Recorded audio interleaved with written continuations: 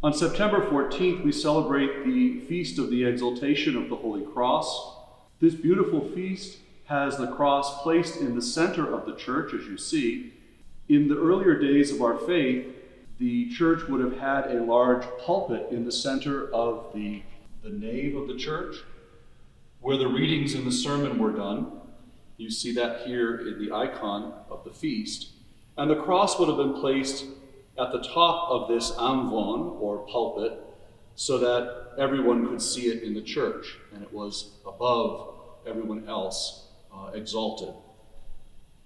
The Feast of the Exaltation of the Holy Cross relates to two historical events.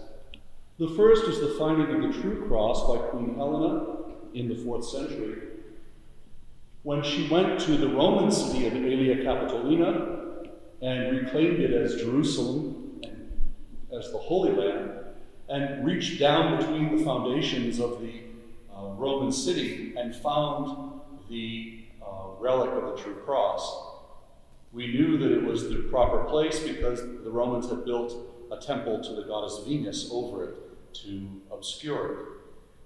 When the Christians in Jerusalem produced the relic of the true cross, Queen Helena was skeptical, and so they brought a sick woman and 2 other pieces of wood.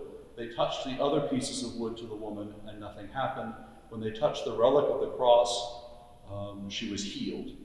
And so the relic of the true cross remained in Jerusalem, although pieces were distributed throughout the Christian world. In the small cross on the table, there is a relic of the true cross, a small sliver of the true cross in the center. And we will process with that after the Divine Liturgy this weekend.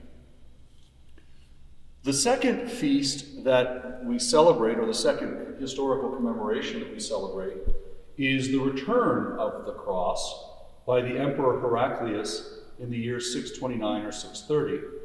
The Persians in the 7th century had sacked Jerusalem and the whole area around it, destroying our monasteries and churches, and they took with them the true cross back to Persia. The Emperor Heraclius defeated the Persians once and for all and returned the relic of the cross to Jerusalem. And so, as we exalt the cross today, we have around the relic basil to remember that Christ is the King of glory.